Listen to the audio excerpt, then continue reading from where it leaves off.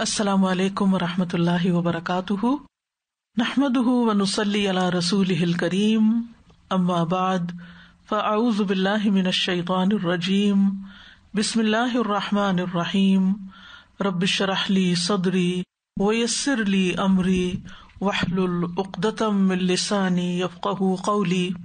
الحمد للہ اللہ سبحانہ تعالیٰ کا بہت شکر اور بہت احسان اور بہت فضل ہے کہ آج ہم اس کی دی ہوئی توفیق سے سورۃ الانعام شروع کرنے جا رہے ہیں۔ سورۃ الانعام مکی سورت ہے، سوائے 6 آیتوں کے جو مدنی ہیں، جن کا ذکر تفسیر میں ساتھ ساتھ کر دیا جائے گا۔ یہ طویل صورتوں میں سے ایک ہے۔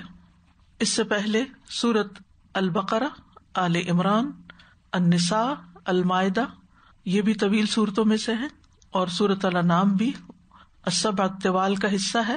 پہلی 4 صورتیں یعنی النساء سے المائدہ تک مدنی صورتیں ہیں، لیکن سورۃ الانعام مکی صورت ہے۔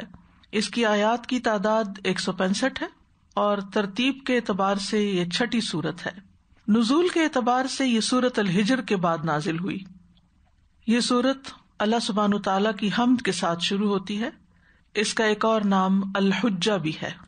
اس سورت کا نام الانعام اس لیے رکھا گیا کیونکہ اس میں مویشیوں کا ذکر ہوا ہے، اور اس لیے بھی کہ اس کے زیادہ تر احکام مشرکین کی ان جہالتوں کو واضح کرتے ہیں جو جہالتیں وہ اپنے بتوں کا تقرب حاصل کرنے کے لیے کیا کرتے تھے۔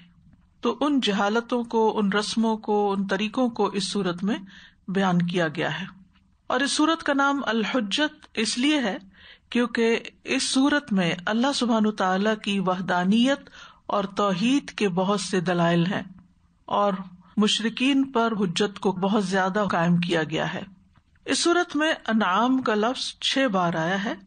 آیت نمبر 136 میں، آیت نمبر 138 میں 3 بار آیا ہے، ایک ہی آیت کے اندر 3 بار، اور پھر آیت نمبر 139 میں آیا ہے، پھر اسی طرح آیت نمبر 142 میں انعام کا ذکر آیا ہے۔ پچھلی سورت سے اس کی مناسبت یہ ہے کہ اس سورت میں اہل کتاب کو مخاطب کیا گیا تھا، اور یہاں پر اس سورت میں زیادہ تر خطاب مشرکین کو ہے۔ مکی سورت ہے۔ پچھلی سورت کے اختتام پر اللہ سبحانہ تعالیٰ کی حمد کا ذکر ہے، اور اس سورت کے آغاز میں بھی اللہ سبحانہ تعالیٰ کی حمد کا ذکر ہے۔ پچھلی سورت کے اختتام پر حمد سے مراد وہاں اللہ تعالیٰ کی بادشاہت اور اللہ تعالیٰ کی قدرت کا ذکر ہے، اور پھر یہاں پر اللہ تعالیٰ کی تعریف کا ذکر ہے۔ تو سورۃ الانعام کی فضیلت میں جو روایات آتی ہیں ان میں سے ایک واثلہ بن اسقا کی روایت ہے۔ وہ کہتے ہیں کہ نبی صلی اللہ علیہ وسلم نے فرمایا، مجھے تورات کی جگہ السبع الطوال دیا گیا ہے، یعنی 7 طویل صورتیں جن کا آغاز سورۃ البقرہ سے ہوتا ہے، اور زبور کی جگہ المئین، مئین کا مطلب ہے جو 100 آیات اور اس سے لگ بھگ آیتوں پر مشتمل ہے، اور انجیل کی جگہ المثانی دی گئی ہیں، اور مفصل صورتوں کے ساتھ مجھے فضیلت دی گئی ہے جو قرآن مجید کے آخر میں آتی ہے۔ حضرت عائشہ رضی اللہ تعالی عنہا سے روایت ہے کہ رسول اللہ صلی اللہ علیہ وسلم نے فرمایا، جس نے قرآن کی پہلی 7 صورتیں سیکھ لیں وہ عالم ہے۔ یعنی الحمدللہ جو لوگ شروع سے سورۃ الفاتحہ سے لے کر پھر البقرہ، آل عمران اور ان صورتوں کو اچھی طرح پڑھ رہے ہیں، سمجھ رہے ہیں، ان کا ترجمہ یاد کر رہے ہیں، اور خاص طور پر جو لوگ باقاعدہ کورس کی شکل میں اس کو کر کے اسائنمنٹس بھی کرتے ہیں، تو یہ ان کے لیے ایک خوشخبری کی بات ہے، کیونکہ ان صورتوں کے پڑھنے سے اور ان کے احکام کو یاد کرنے سے انسان کے دین میں پختگی آتی ہے۔ تو ہماری کوشش یہی ہونی چاہیے کہ ہم قرآن مجید کا مطالعہ صرف کلاس کے لیکچر کے سننے کی حد تک نہ کریں، بلکہ اس کے بعد گھر جا کر اس کو دوبارہ بھی پڑھیں، اس کے ترجمے کو یاد کریں، اس کے معانی کو سمجھیں، اور جہاں پر اشکال ہو اس کو دوبارہ پوچھیں بھی، تاکہ زیادہ سے زیادہ اچھے طریقے سے قرآن مجید پر غور و فکر اور تدبر کیا جا سکے، اور اس کا مقصد بھی یہ ہے کہ انسان اس پر عمل کر سکے۔ قرآن مجید میں 5 صورتیں الحمدللہ کے ساتھ شروع ہوتی ہیں، سورۃ الفاتحہ، سورۃ الانعام، سورۃ الکہف، سورۃ سبا اور فاطر۔ تو آئیے ہم شروع کرتے ہیں اللہ کے نام سے۔ ارشاد باری تعالیٰ ہے، اعوذ باللہ من الشیطان الرجیم، بسم اللہ الرحمن الرحیم، الحمد للہ الذی خلق السماوات والارض وجعل الظلمات والنور ثم الذین کفروا بربهم یعدلون. سب تعریف اللہ کے لیے ہے جس نے آسمانوں اور زمین کو پیدا کیا اور اسی نے اندھیروں اور روشنی کو بنایا. پھر وہ لوگ جنہوں نے کفر کیا وہ اپنے رب کے ساتھ دوسروں کو برابر قرار دیتے ہیں. سورت کا آغاز الحمدللہ سے ہو رہا ہے. الحمدللہ، سب تعریف اللہ کے لیے ہے. اس میں سب سے پہلے ال آتا ہے اور مفسرین کہتے ہیں کہ یہاں ال استغراق کے لیے ہے. استغراق کا مطلب یہ ہے کہ ہر اعتبار سے تمام قسم کی حمد اللہ عز و جل کے لیے ثابت ہے. جیسے کوئی چیز غرق ہو جاتی ہے نا تو پورے اطراف سے ڈھانپ لی جاتی ہے. اور اللہ کے اس فرمان للہ میں لام یا تو اختصاص کے معنوں میں ہے، یعنی اللہ ہی کے لیے خاص ہے، یا استحقاق کے لیے ہے، یعنی حمد کا حقدار اللہ ہی ہے صرف. اور ان دونوں معنوں میں کوئی تضاد نہیں ہے. یعنی ہم یہ بھی کہہ سکتے ہیں کہ ساری تعریفیں اللہ ہی کے لیے خاص ہیں اور اللہ ہی ان کا حقدار ہے.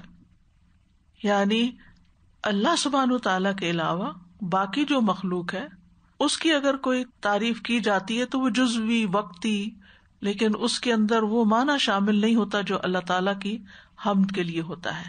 بندوں کے لیے یا مخلوق کے لیے جب تعریف کا لفظ استعمال ہوتا تو حمد کا نہیں ہوتا، وہ مدح کا ہوتا ہے.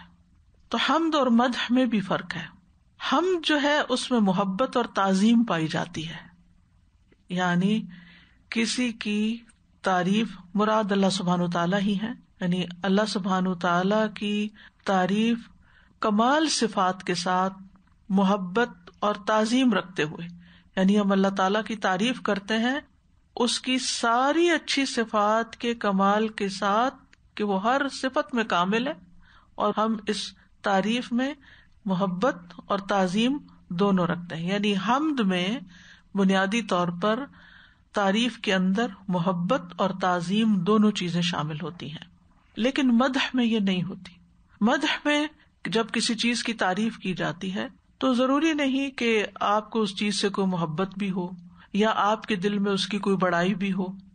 مثلاً اگر آپ اس ٹیبل کی تعریف کرتے ہیں کہ بہت اچھا ہے، اس کا رنگ اچھا ہے، اس کا سائز اچھا ہے، جس مٹیریل سے بنا ہوا وہ اچھا ہے. کئی دفعہ انسان کسی بھی چیز کی تعریف کرتا ہے، کوئی اچھی چیز آپ دیکھتے ہیں، کوئی پھول دیکھتے ہیں، کوئی درخت دیکھتے ہیں، تو ان ساری چیزوں میں انسان تعریف تو کرتا ہے اس کی خوبی کی بنا پر، لیکن اس میں محبت شامل نہیں ہوتی یا تعظیم نہیں ہوتی.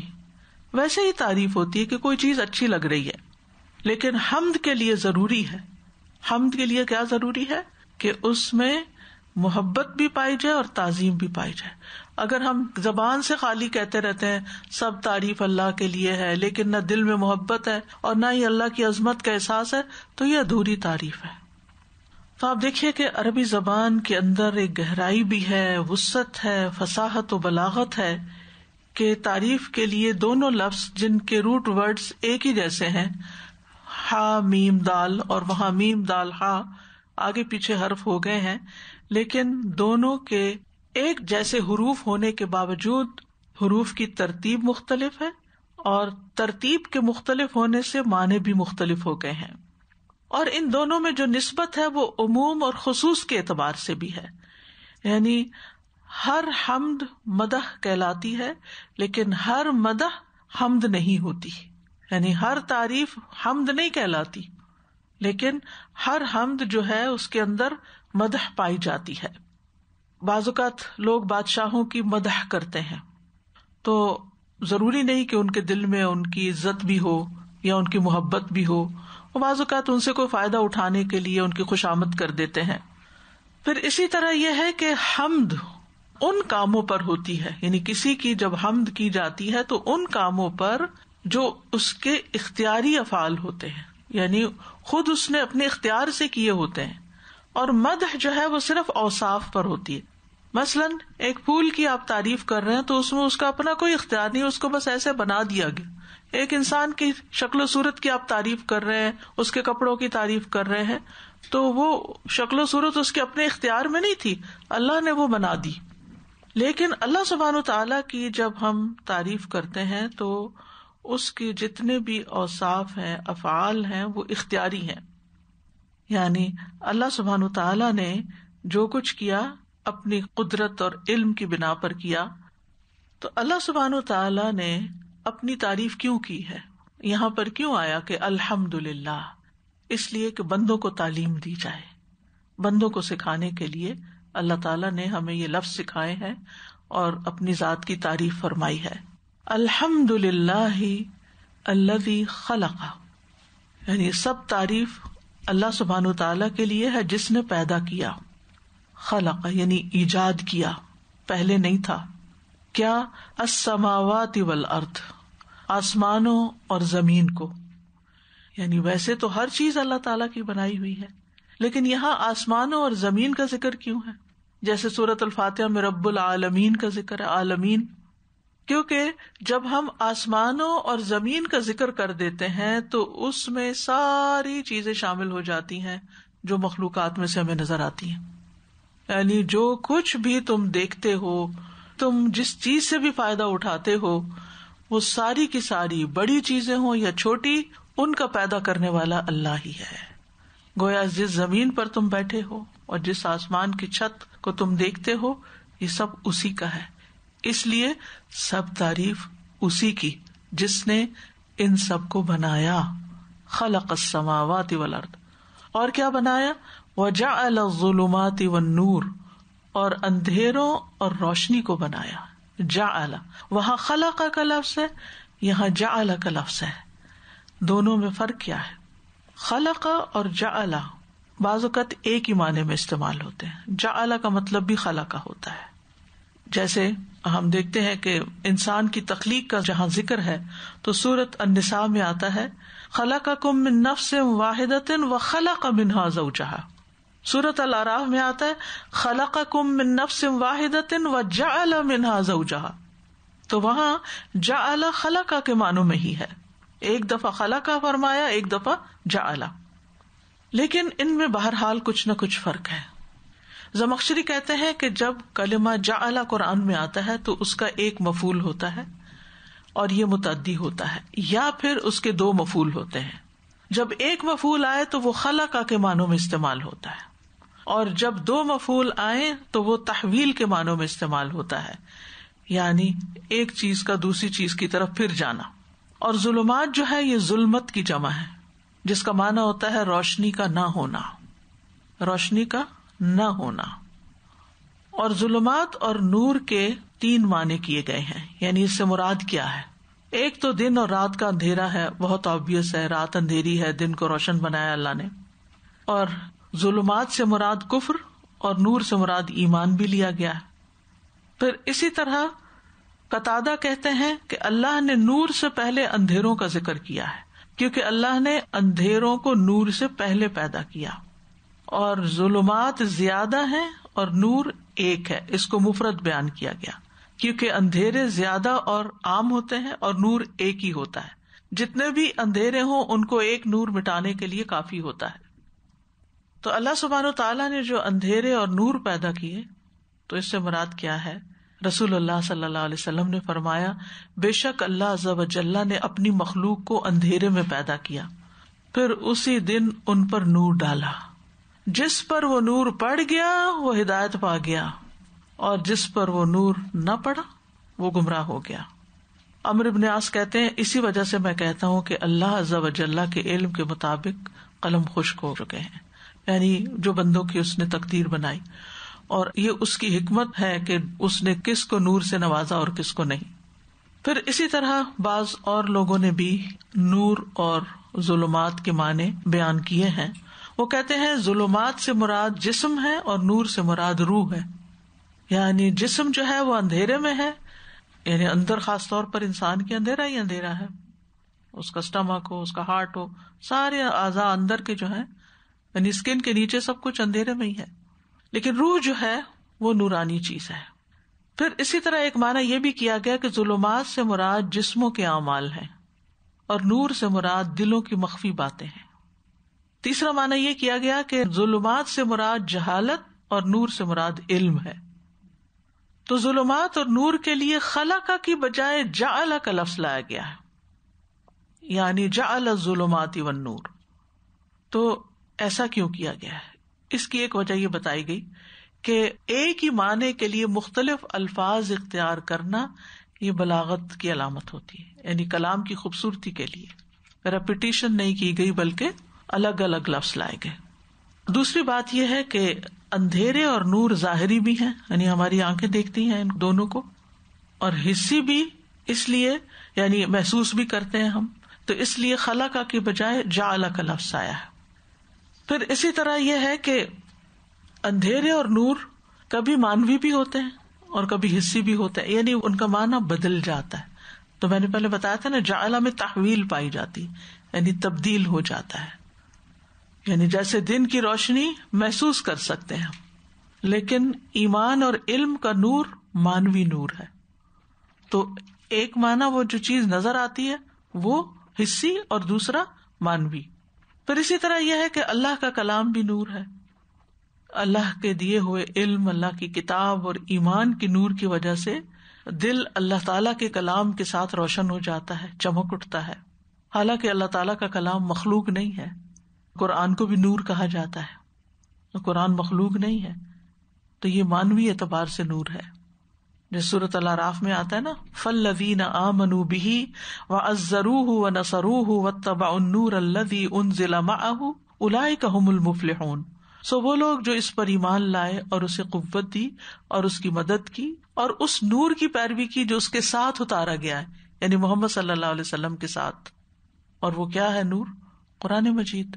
فرمایا یہی لوگ فلاح پانے والے ہیں جو اس نور پر ایمان لاتے ہیں، یعنی محمد صلی اللہ علیہ وسلم پر بھی ایمان لاتے ہیں اور آپ کی مدد بھی کرتے ہیں، اور پھر آپ پر جو کتاب اتاری گئی اس پر بھی ایمان لاتے ہیں. سورۃ التغابن میں آتا فآمنوا باللہ ورسولہ والنور الذی انزلنا. سو تم اللہ اور اس کے رسول اور اس نور پر ایمان لاؤ جو ہم نے نازل کیا ہے، یعنی قرآن. پھر یہ کہ اللہ سبحانہ وتعالیٰ مومنوں کو اندھیروں سے روشنی کی طرف لاتا ہے. اللہ ولی الذین آمنوا یخرجہم من الظلمات الی النور. اور یہ اندھیرے اور نور بھی کون سے ہیں؟ مانوی، یعنی گمراہی سے ہدایت کی طرف، کفر سے ایمان کی طرف، جہالت سے علم کی طرف. اور اندھیروں اور روشنی میں رہنے والے برابر نہیں ہیں. اندھیرا اندھیرا ہے اور روشنی روشنی ہے. سورۃ الانعام میں ہی آتا ہے اومن کان میتا فاحییناہ وجعلنا لہ نورا یمشی بہ فی الناس کمن مثلہ فی الظلمات لیس بخارج منہا کذالک زین للکافرین ما کانوا یعملون. اور کیا وہ شخص جو مردہ تھا پھر ہم نے اسے زندہ کر دیا، یعنی ایمان بخشا، علم بخشا، اور اس کے لیے ایسی روشنی بنا دی، یعنی ہدایت دی، اس کو علم دیا جس کی مدد سے وہ لوگوں میں چلتا پھرتا ہے. یعنی رہتا وہ انہی لوگوں کے بیچ میں ہے جہاں اور لوگ رہتے ہیں، مومن کافر سب، لیکن اس کی اپنی ایک خاص نظر ہوتی ہے، اپنی خاص سوچ ہوتی ہے، اس کے مطابق وہ جیتا ہے، وہ لوگوں کی اندھی تقلید نہیں کرتا. فرمایا کمم مثلہ فی الظلمات لیس بخارج منہا کذالک زین للکافرین ما کانوا یعملون. فرمایا کہ جس کا حال یہ ہے کہ وہ اندھیروں میں ہے، ان سے کسی صورت نکلنے والا نہیں، یعنی علم والا اور اندھیروں میں رہنے والے برابر نہیں ہوا کرتے. اسی طرح کافروں کے لیے وہ عمل خوشنما بنا دیے گئے وہ جو کرتے ہیں. مطلب کیا ہے؟ یعنی اندھیرے میں رہ کر وہ غلط کام جو کر رہے ہیں اور ان کو نظر نہیں آ رہی اپنی غلطیاں، تو ایسے لوگ اپنے کیے پر مطمئن نظر آتے ہیں، خوشحال نظر آتے ہیں، اور ان کو کوئی فکر ہی نہیں کہ وہ کس طرف جا رہے ہیں. ان اندھیروں میں رہنے کا انجام کیا ہو سکتا ہے؟ ثم الذین کفروا بربہم یعدلون. تو آیت کے آخر میں فرمایا پھر وہ لوگ جنہوں نے کفر کیا اپنے رب کے ساتھ برابر قرار دیتے ہیں. یعدلون کا لفظ جو ہے یہ عدل سے ہے، عدالت، معادلہ اسی سے ہے. اس میں مساوات کا معنی پایا جاتا ہے. عدل کا معنی ہوتا ہے دو چیزوں کا برابر ہونا. بربہم یعدلون کے دو مطلب بیان کیے جاتے ہیں. ایک ہے بربہم ینحرفون، یعنی اپنے رب سے منحرف ہوتے ہیں، اور دوسرا یہ ہے کہ وہ اوروں کو اپنے رب کے برابر قرار دیتے ہیں. خلاصہ یہ ہے کہ کیسے ہیں یہ لوگ جو اللہ تعالیٰ کی نشانیوں کو دن رات دیکھتے ہیں، اندھیرا دیکھتے ہیں، روشنی دیکھتے ہیں، آسمان دیکھتے ہیں، زمین دیکھتے ہیں، لیکن اس کے باوجود پھر بھی وہ مخلوق میں کسی کو، کسی بت کو، کسی انسان کو، کسی مردے کو رب کے برابر قرار دے دیتے ہیں. یہ کتنی حیرت کی بات ہے. اور بہت سے لوگ تو پیدا کرنے والے کا ہی انکار کر دیتے ہیں. تو اللہ سبحانہ تعالیٰ کی تعریف بیان کی جا رہی ہے اس بنا پر کہ جس نے یہ سب کچھ پیدا کیا، جس نے یہ سب کچھ بنایا. اگر یہ سب چیزیں انسان کو نظر آتی ہیں، درخت ہیں، پتھر ہیں، چاند ہیں، ستارے ہیں، آسمان کی چیزیں، زمین کی چیزیں، تو ان کو پیدا کرنے والا ان کو نظر کیوں نہیں آتا؟ اس کے وجود کو محسوس کیوں نہیں کرتے؟ اور پھر ان چیزوں کو دیکھ کر انہیں سمجھ کیوں نہیں آتی کہ ان کا بنانے والا ان سے بھی بڑا ہے؟ پھر وہ چھوٹی چھوٹی چیزوں کے آگے اپنا سر کیوں ٹیک دیتے ہیں؟ ایسا کیوں ہے؟ کیونکہ وہ اندھیروں میں ہیں، ان کی عقل کام نہیں کر رہی، ان کو کچھ نظر نہیں آ رہا. اتنے کھلے اور واضح دلائل ہونے کے باوجود جب دن کی روشنی ہوتی ہے ہر چیز نمایاں ہو جاتی، ہر چیز واضح ہو جاتی ہے، اتنا کچھ ہونے کے باوجود پھر ان کو نظر نہیں آتا کہ یہ سب کچھ کیسے بن گیا اور کس نے بنایا اور کون ہے وہ. لیکن جو ایمان لے آتے ہیں، جو اپنے رب کو پہچان لیتے ہیں، وہ ان چیزوں کو بظاہر دیکھتے بھی ہیں، لیکن وہ ان تمام مخلوقات سے اپنے رب تک پہنچتے ہیں، ان کو ایک خاص آنکھ سے دیکھتے ہیں. ان کے دل کا نور، ان کے ایمان کا نور جو ہے وہ ان ساری چیزوں کو رب کی مخلوق کے طور پر دیکھتا ہے، نشانیوں کے طور پر دیکھتا ہے. وہ ان کو کسی بھی صورت رب کے برابر قرار نہیں دیتا، نہ سورج کو، نہ چاند کو، نہ ستارے کو جیسے ابراہیم علیہ السلام نے کی، اور نہ ہی کسی اور چیز کو، نہ کسی پتھر کے بت کو. یہ اللہ سبحانہ وتعالیٰ کا خاص احسان ہے کہ اس نے ہمیں ہدایت بخشی. اور یہاں مشرکین مکہ کو اول خطاب ہے اور اس کے بعد سب انسانوں کو. آپ جانتے ہیں کہ مشرکین مکہ اس بات کو مانتے تھے کہ زمین و آسمان کا خالق اللہ ہے، وہی رات اور دن نکالتا ہے، اسی نے سورج چاند ستارے بنائے ہیں. وہ کبھی یہ نہیں کہتے تھے کہ یہ چیزیں لات ہبل یا منات نے بنائی ہیں. تو ان کو خطاب کر کے فرمایا جا رہا ہے کہ جب تم خود یہ مانتے ہو کہ یہ سب کچھ اللہ تعالیٰ نے بنایا ہے اور دن کو رات اور رات کو دن میں وہی بدلتا ہے، تو پھر تم کسی اور کے آگے جا کے سجدہ کیوں کرتے ہو؟ ان کے آگے نظر نیاز کیوں چڑھاتے ہو؟ اپنی قربانیاں وہاں جا کے کیوں کرتے ہو؟ ان سے کیوں دعائیں مانگتے ہو؟ ان کے سامنے اپنی حاجتیں کیوں پیش کرتے ہو؟ جب سب کچھ کرنے والا وہ ہے تو پھر تمہاری عبادت کا مستحق بھی وہی ہے. تو جو شخص اللہ کو خالق مانتا ہے اسے چاہیے کہ پھر وہ اللہ کی حمد و ثنا بھی کرے، اللہ کی تعریف بھی کرے، اللہ کی عبادت بھی کرے. حمد میں پہلا درجہ یہ ہوتا ہے کہ انسان خالق کی کوئی بھی نشانی جب دیکھے، اپنے رب کی کوئی بھی نشانی دیکھے تو اس کا دل رب کی عظمت سے بھر جائے. اب دیکھیے کہ ایک وہ نشانیاں ہیں جو ہم اپنی نیکڈ آئی سے دیکھتے رہتے ہیں، سورج نکلتا ہے، روز نکلتا ہے، وہ ہمارے لیے پھر نشانی بھی نہیں رہتی. کبھی کبھی چاند دیکھتے ہیں، فل مون دیکھتے ہیں، تھوڑا سا اٹریکٹ ہوتے ہیں، اگلے دن وہ چھوٹا ہو جاتا ہے، پھر کم ہو جاتا ہے، پھر غائب ہو جاتا ہے، پھر توجہ ہی ہٹ جاتی ہے. لیکن اس وقت جتنے علمی انکشافات ہو چکے ہیں اور سائنس جس طرح ترقی کر رہی ہے اور جو کچھ آسمانوں میں وہ دیکھ رہے ہیں، وہ کہتے ہیں کہ صرف ہماری کہکشاں میں صرف ایک ہی ہے، اور اس جیسی ملینز کہکشائیں ہیں جن کا احاطہ بھی نہیں کیا جا سکتا. صرف ہماری کہکشاں کے ستارے اگر گننے لگے تو ہماری گنتی ختم ہو جائے، لیکن ستارے ختم نہ ہو. یعنی ہمارا رب اتنا بڑا خالق ہے.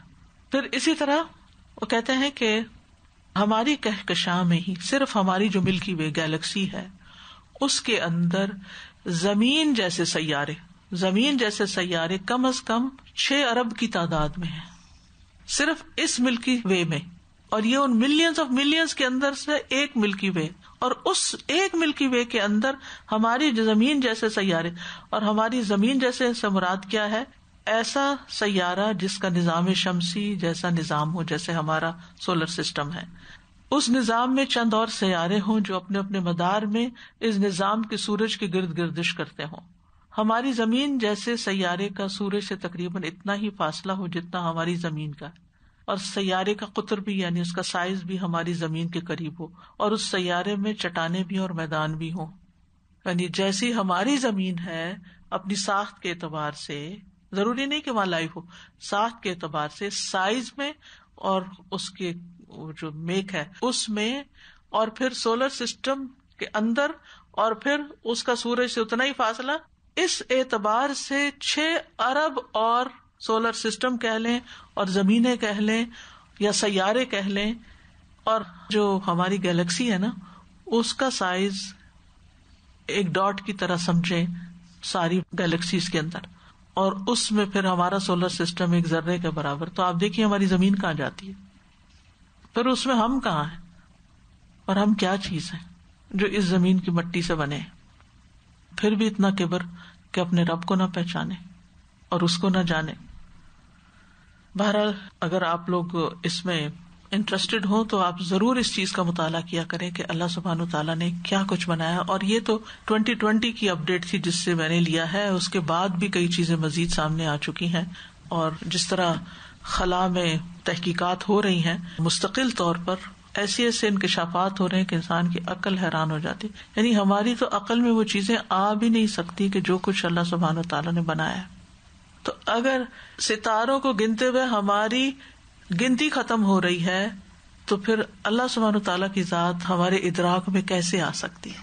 لا تدرکہ الابصار، تم اس قابل ہی نہیں کہ اس کو دیکھ سکو، تمہارے اندر وہ کیپیسٹی نہیں کہ تم اس کو دیکھ سکو، لیکن اس کی نشانیاں ہر طرف تمہیں نظر آ رہی. خلق السماوات والارض، اس لیے اس کو پہچانو. تو سورت کے شروع میں سب سے پہلے اللہ تعالیٰ کی پہچان کرائی گئی ہے اور کائنات کی نشانیوں کے ذریعے توجہ دلائی گئی ہے کہ تم اس کی تعریف کرو. تو آسمان و زمین کی تخلیق کی ابتدا اور انتہا میں اللہ ہی کی تعریف ہے. اسی لیے ابتدا میں بھی خلقہ کے ساتھ بھی حمد ہے، اور جب یہ سب کچھ ختم ہو جائے گا تو کیا ہوگا؟ سورۃ زمر کے آخر میں آتا ہے وَتَرَى الْمَلَائِكَةَ حَافِّينَ مِنْ حَوْلِ الْعَرْشِ يُسَبِّحُونَ بِحَمْدِ رَبِّهِمْ وَقُضِيَ بَيْنَهُمْ بِالْحَقِّ وَقِيلَ الْحَمْدُ لِلَّهِ رَبِّ الْعَالَمِينَ. جب سارا کچھ ختم ہو جائے گا، یعنی تخلیق ہوئی تو حمد، اور جب سب کچھ ختم ہو جائے گا تو بھی اللہ کی حمد ہوگی. کل من علیہا فان، ہماری کوئی ہستی نہیں ہے، ہم کچھ نہیں ہیں. ہاں اگر ہم رب کی سچے دل کے ساتھ، خلوص کے ساتھ عبادت کریں اور اس کے بندے بن جائیں تو پھر اس نے ہمارے لیے بہت بڑا انعام تیار کر کے رکھا ہے، جنت جیسا. لیکن اس کی بڑی قیمت ہے. جیسے دنیا کی نعمتوں کی قیمت دینی پڑتی ہے، کسی گروسری اسٹور میں چلے جائیں، کچھ اور لینے کے لیے چلے جائیں تو آپ کو قیمت ادا کرنی پڑتی ہے اس کی. تو جنت ان سب چیزوں سے مہنگی ہے جو دنیا میں پائی جاتی ہیں. تو دنیا کی چیزوں کے لیے تو ہم کتنی محنت کرتے ہیں اور اس کے لیے مال کماتے بھی ہیں اور خریدتے بھی ہیں اور بیچتے بھی ہیں اور سب کچھ کرتے ہیں، لیکن اللہ نے مومنوں سے جنت کا سودا کر رکھا ہے. ان اللہ اشتری من المؤمنین انفسهم واموالهم بان لهم الجنہ. تو ہمیں جنت کا خریدار بھی بننا ہے. تو اس کے لیے پھر محنت بھی کرنی ہے، کوشش بھی کرنی ہے، اور وہ کوشش شروع ہوتی ہے نقطۂ آغاز علم حاصل کرنے سے. اگر آپ یہ آیت نہ پڑھیں تو آپ کے دل میں اللہ کی عظمت کا احساس کیسے پیدا ہو؟ گھر بیٹھے تو نہیں پیدا ہو سکتا، کچھ پڑھے بغیر، کچھ جانے بغیر تو نہیں ہو سکتا. یہ باتیں ہم نے کتنی دفعہ بھی پڑھ رکھی ہوں، پھر بھی ہمیں بار بار دہرائی کی ضرورت ہے، اس لیے کہ ہم جس دنیا میں رہتے ہیں یہ بہت غافل کر دینے والی. ہم صرف مادی چیزوں کو دیکھتے رہتے ہیں اور انہی میں کھو جاتے ہیں. تو یاد رکھیے جو کچھ بھی اللہ نے پیدا کیا تو پہلا نقطہ کیا ہے کہ ہمارے دل میں اس کا احساس پیدا ہو. اللہ اکبر، بے اختیار نکلے اللہ اکبر، یہ اللہ نے بنایا ہے، اتنا کچھ بنایا ہے، ایسا ایسا بنایا ہے، اور ہمارا دل محبت سے بھر جائے اور اس کی عظمت سے بھر جائے. یہ حمد ہے. پھر یہ کہ ہماری زبان بولنا شروع کر دے اس کی تعریف میں. ہم لوگوں کی تعریف کرتے ہوئے، چیزوں کی تعریف کرتے ہوئے، اپنی تعریف کرتے ہوئے نہیں تھکتے، لیکن اللہ کی تعریف کتنی کرتے ہیں، کیا بولتے ہیں، کتنا بولتے ہیں، کتنی تسبیح کرتے ہیں، کتنا ذکر کرتے ہیں. اور وہ ذکر بھی کرتے ہیں تو صرف زبانی گردش کرتے رہتے ہیں، دھیان کہیں اور ہی ہوتا ہے. تو یہ اگلا درجہ ہے. پہلا درجہ ہے محبت اور تعظیم کا، اگلا درجہ اس محبت کا اظہار زبان سے کرنا، اور تیسرا درجہ کیا ہے کہ ہم اس کے اظہار کے لیے پھر اپنے قدم اٹھا کے نیکی کے کام کی طرف بڑھیں. عملی شکر، عملی تعریف، جیسے نماز میں کھڑے ہوں، جیسے ہم علم حاصل کرنے کے لیے نکلیں. تو یہ ایک طرح سے عمل سے شکر اور عملی طور پر اللہ کی حمد ہے کہ اللہ تعالیٰ ہم آپ سے محبت کرتے ہیں، اس لیے آپ کی محبت میں سارے کام کر رہے ہیں. اسی لیے بعض اللہ کے مقرب بندے کہا کرتے تھے کہ ہمیں رات سے اس لیے محبت ہے کہ اس میں ہم اللہ کی عبادت کرتے ہیں اور دن اللہ کے بندوں کی خدمت کرتے ہیں.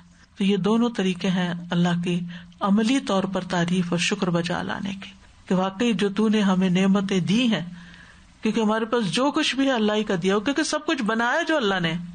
تو سب سے پہلا تو حق اسی کا نا جو اس کا اونر ہے، خالق مالک مدبر. تو پھر جب سب کچھ دیا اس نے ہے تو سب سے زیادہ پھر لحاظ بھی اس کا، جھکنا بھی اس کے آگے، تعریف بھی اس کی، شکر بھی اس کا. اور پھر یہ کہ اس بات پہ تعریف کہ وہ ہر نقص اور عیب سے پاک ہے اور اس کے بارے میں دل میں کوئی بدگمانی بھی نہ ہو، ہمارے اس کے فیصلوں پر بھی ہم راضی ہوں. اور جو جسمانی روحانی نعمتیں اس نے عطا کی ہیں سب پر تعریف، یعنی صرف کھانے پینے کی نعمتوں پر ہی نہیں بلکہ قرآن کی نعمت پر، دین کی نعمت پر، ایمان کی نعمت پر، علم کی نعمت پر، علم کی مجالس کی نعمت پر، ان سب چیزوں پر بھی اللہ سبحانہ وتعالیٰ کا شکر. الحمدللہ الذی انزل علی عبدہ الکتاب، سب تعریف اللہ کے لیے جس نے اپنے بندے پر کتاب اتاری. اس کتاب کے آنے پر اور اس کے پڑھنے پر بھی اللہ کا شکر کہ اللہ تو نے مجھے توفیق دی. اور پھر یہ ہے کہ اللہ کے علاوہ جتنے بھی لوگوں کے ہم پر احسانات ہیں نا، چاہے والدین ہوں، چاہے اولاد ہو، چاہے استاد ہوں، چاہے بہن بھائی ہوں، چاہے رشتے دار ہوں، نیبرز ہوں، دوست ہوں، کلیگز ہوں، کوئی بھی، یعنی بندے بندوں کے ساتھ بہت سی خیر خائی کرتے ہیں. اس کے پیچھے بھی اللہ ہی کا احسان ہے کہ اللہ نے ان کے دل میں ڈالا ہے. اللہ ہی نے ماں کے دل میں محبت ڈالی تو اس نے ہمیں پالا، باپ کے دل میں ڈالی تو اس نے ہمارے لیے کمایا، محنت اٹھائی. تو انڈائریکٹلی اللہ ہی کا احسان ہے. حقیقی منعم جو ہے، انعام کرنے والا، نعمتیں دینے والا، وہ اللہ ہی ہے. اور اللہ کی حمد کثرت کے ساتھ، کیونکہ یہ بہترین عبادات میں سے ہے.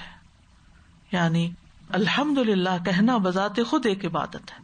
سب سے افضل ذکر لا الہ الا اللہ ہے، اور سب سے افضل دعا الحمدللہ ہے. اور سب سے افضل بندے وہ ہیں قیامت کے دن جو سب سے زیادہ اللہ کی تعریف کرتے ہیں. اور الحمدللہ کہنا نیکیوں سے میزان کو بھر دیتا ہے. مصعب بن سعد اپنے والد سے روایت کرتے ہیں کہ ایک اعرابی نے نبی صلی اللہ علیہ وسلم سے کہا مجھے کوئی دعا سکھا دیں، امید ہے کہ اللہ تعالیٰ مجھے اس سے فائدہ دے گا. آپ نے فرمایا کہو اللہم لک الحمد کلہ وإلیک یرجع الامر کلہ، اے اللہ تیرے ہی لیے سب تعریف ہے اور تیری ہی طرف سب کام لوٹتے ہیں. یہ فائدہ دینے والا ذکر ہے. اور پھر یہاں اس آیت میں جو کہا کہ اس کے بعد، یعنی ساری نشانیاں جان لینے کے بعد اپنے رب کے ساتھ شریک ٹھہراتے ہیں.